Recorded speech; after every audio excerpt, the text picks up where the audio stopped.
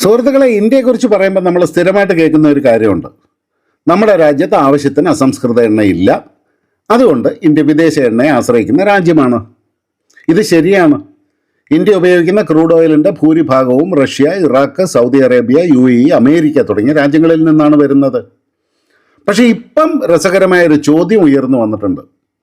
സ്വന്തമായിട്ട് ആവശ്യത്തിന് crude oil ഇല്ലാത്ത ഇന്ത്യ എങ്ങനെയാണ് ലോകത്തിലെ പ്രധാന പെട്രോളിയം ഉൽപ്പന്ന കയറ്റുമതി രാജ്യങ്ങളിൽ ഒന്നായിട്ട് മാറിയത്?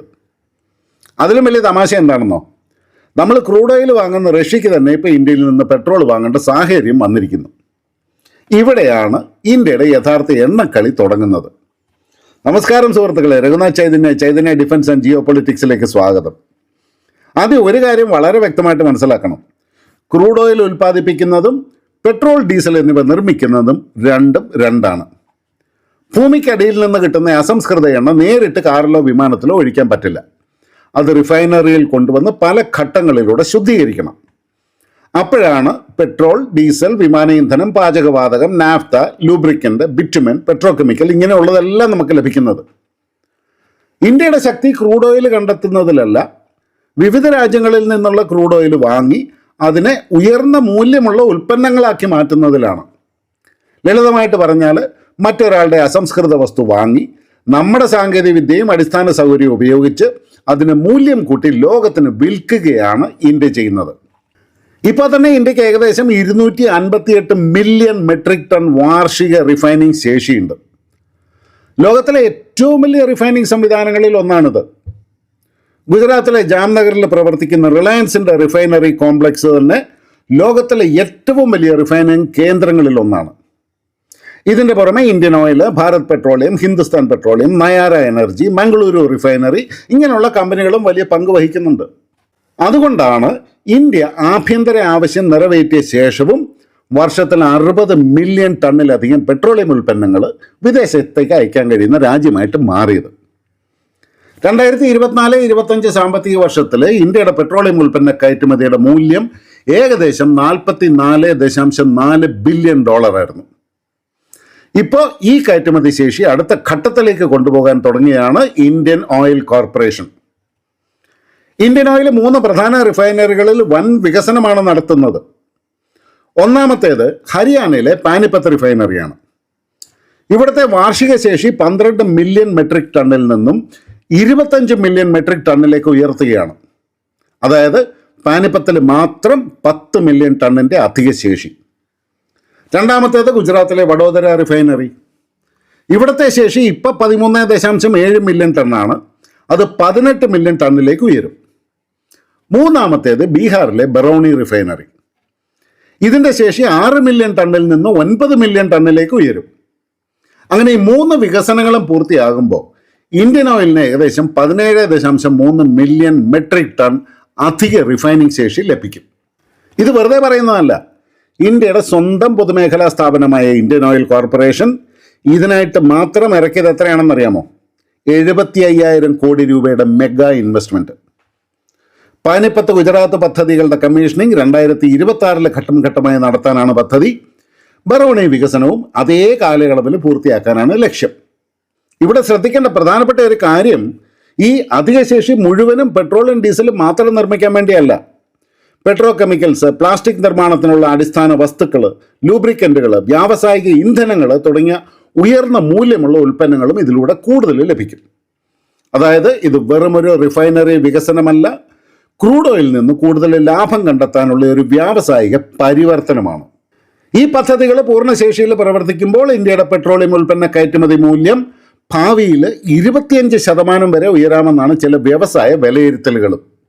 ഇന്ത്യൻ റിഫൈനറികൾക്ക് മറ്റൊരു വലിയ പ്രത്യേകതയുമുണ്ട്. ലോകത്തിൻ്റെ വിവിധ ഭാഗങ്ങളിൽ ലഭിക്കുന്ന വ്യത്യസ്ത നിലവാരത്തിലുള്ള ക്രൂഡ് ഓയിൽ പ്രോസസ്സ് ചെയ്യാനായിട്ട് നമ്മുടെ പല റിഫൈനറികൾക്കും കഴിയും. എല്ലാ ക്രൂഡ് ഓയിലും ഒരേ ഗുണനിലവാരമുള്ളതല്ല. ചിലത് ഭാരം കുറഞ്ഞതായിരിക്കും, ചിലതിൽ സൾഫറിൻ്റെ അളവ് കൂടുതലായിരിക്കും, ചിലത് കൂടുതൽ കട്ടിയുള്ളതും പ്രോസസ്സ് ചെയ്യാൻ ബുദ്ധിമുട്ടുള്ളതുമായിരിക്കും. ഒരു സാധാരണ റിഫൈനറിക്ക് എളുപ്പത്തിൽ കൈകാര്യം ചെയ്യാൻ കഴിയാത്ത എണ്ണ പോലും ഇന്ത്യയിലെ അത്യാധുനിക റിഫൈനറികൾക്ക് പ്രോസസ്സ് ചെയ്യാനായിട്ട് സാധിക്കും. അതുകൊണ്ട് വിപണിയിൽ ഏത് രാജ്യത്തിൻ്റെ എണ്ണയ്ക്ക് വിലക്കുറവ് ലഭിക്കുന്നോ അവിടെ നിന്ന് വാങ്ങാനുള്ള സൗകര്യം ഇന്ത്യൻ കമ്പനികൾക്ക് ലഭിക്കുന്നുണ്ട്.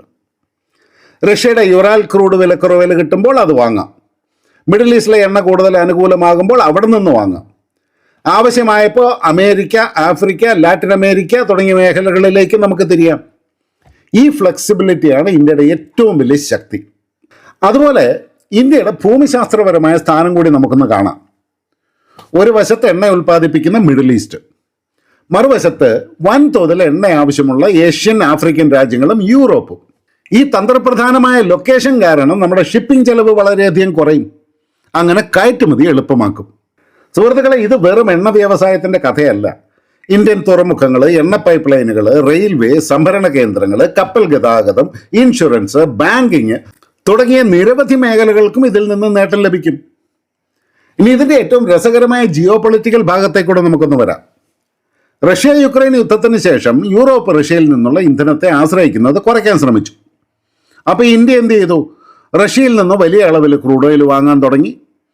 ഇന്ത്യയുടെ റിഫൈനറികളിൽ എത്തുന്ന എണ്ണ പെട്രോൾ, ഡീസൽ, വിമാന ഇന്ധനം തുടങ്ങിയ ഉൽപ്പന്നങ്ങളാക്കി മാറ്റിയതിന് ശേഷം ഏഷ്യ, ആഫ്രിക്ക, യൂറോപ്പ് ഉൾപ്പെടെയുള്ള വിപണികളിലേക്ക് കയറ്റുമതി ചെയ്തു.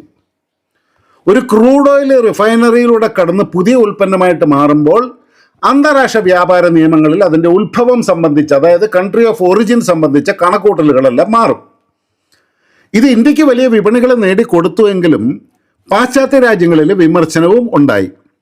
പിന്നീട് യൂറോപ്യൻ യൂണിയൻ റഷ്യൻ ക്രൂഡിൽ നിന്ന് നിർമ്മിച്ച ഇന്ധനങ്ങളുടെ ഇറക്കുമതിയിലും നിയന്ത്രണങ്ങൾ കൊണ്ടുവന്നു. അതുകൊണ്ട് ഇന്ത്യയുടെ റഷ്യൻ എണ്ണ വ്യാപാരം എല്ലാ കാലത്തും ഒരേ രീതിയിൽ തുടരുമെന്ന് കരുതാൻ കഴിയില്ല. പിന്നെ ആഗോള ഉപരോധങ്ങളും വിലയും ഷിപ്പിംഗ് ചെലവും ഇൻഷുറൻസ് നിയന്ത്രണങ്ങളും എല്ലാം മാറുമ്പോൾ ഇന്ത്യക്കും വിതരണ സ്രോതസ്സുകൾ മാറ്റേണ്ടി വരും. അതുകൊണ്ടാണ് ഇന്ത്യൻ റിഫൈനറികളുടെ ഫ്ലെക്സിബിലിറ്റി ഇത്ര പ്രധാനമാകുന്നത്. റിപ്പോർട്ടുകൾ പ്രകാരം ഇന്ത്യയിൽ നിന്നും കുറഞ്ഞത് 60,000 മെട്രിക് ടൺ പെട്രോൾ റഷ്യയിലേക്ക് അയച്ചു എന്നാണ്. ഇത് റഷ്യ ഇന്ത്യയെ സ്ഥിരമായിട്ട് ആശ്രയിക്കുന്നു എന്നല്ല അർത്ഥമാക്കുന്നത്. റഷ്യയിലെ അസാധാരണമായ താൽക്കാലിക ക്ഷാമമാണ് ഈ തിരിച്ചൊഴുക്കലിന് കാരണം. എന്നാലും ഇതിൻ്റെ പ്രതീകാത്മക പ്രാധാന്യം വളരെ വലുതാണ്. റഷ്യയിൽ നിന്ന് ക്രൂഡ് ഓയിൽ വാങ്ങുന്ന ഇന്ത്യ അതേ റഷ്യയ്ക്ക് ശുദ്ധീകരിച്ച പെട്രോൾ തിരിച്ചു വിൽക്കുന്നു. ഇതിനേക്കാൾ നല്ല ഉദാഹരണം ഇന്ത്യയുടെ റിഫൈനിങ് ശക്തി വിശദീകരിക്കാൻ വേറെ കിട്ടില്ല. പക്ഷേ ഇവിടെ ആവേശത്തിൽ നമ്മൾ മറക്കാൻ പാടില്ലാത്ത ചില വെല്ലുവിളികളും ഉണ്ട് കേട്ടോ. ഇന്ത്യ എപ്പോഴും ക്രൂഡ് ഓയിലിന് വിദേശ രാജ്യങ്ങളെ വൻതോതിൽ ആശ്രയിക്കുന്നു. അതുകൊണ്ട് ഹോർമൂസ് കടലിടുക്കിലോ ചെങ്കടലിലോ യുദ്ധമോ ഗതാഗത തടസ്സമോ ഉണ്ടായാൽ ഇന്ത്യയുടെ ചെലവ് ഉയരും. ക്രൂഡ് ഓയിൽ വില കൂടിയാൽ റിഫൈനറികളുടെ ലാഭവും മാറും.